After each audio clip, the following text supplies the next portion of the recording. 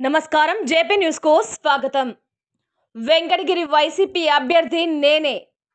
Venkatagiri YCP సమన్వయకర్త నేదురుమల్లి రామ్కుమార్ రెడ్డి సైదాపురం మండలంలో నాయకులతో కలిసి సమావేశం నిర్వహించారు. రామ్కుమార్ రెడ్డి మాట్లాడుతూ వైసీపీ అభ్యర్థి నేనే అని తెలిపారు. 2 రోజుల్లో నా పేరు అధిష్టానం అధికారికంగా ప్రకటిస్తుందని అన్నారు. అప్పుడు నేను అభ్యర్థిని ప్రకటించుకోవాలా. ఎప్పుడైతే అధిష్టానం డిసెంబర్లో చెప్పిందో ఆ రోజు నుంచి అభ్యర్థిగా చెప్తూ వచ్చిన కొందరికి ఆశతోనో అడియాసతోనో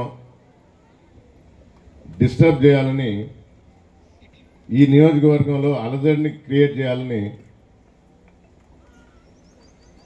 తప్పుడు ప్రచారాలు, తప్పుడు న్యూస్లు పంపిస్తూ ఉంటారు. ఇదెవరో మీ అందరికీ తెలుసుంటుంది. కానీ జనాల్లో ఇలాంటి వార్త వచ్చినప్పుడు కొందరికి అనుమానాలు వస్తాయి. దానివల్ల నష్టమేం లేదు. కానీ మనం డైవర్ట్ అవుతాం. 175 అభ్యర్థుల్ని ఒకేసారి అనౌన్స్ చేయటం జగన్మోహన్ రెడ్డికి అలవాటు. పోయినసారి అదే చేశారు. 10వ తేదీ సిద్ధం సభ అద్దంకిలో ఉంది.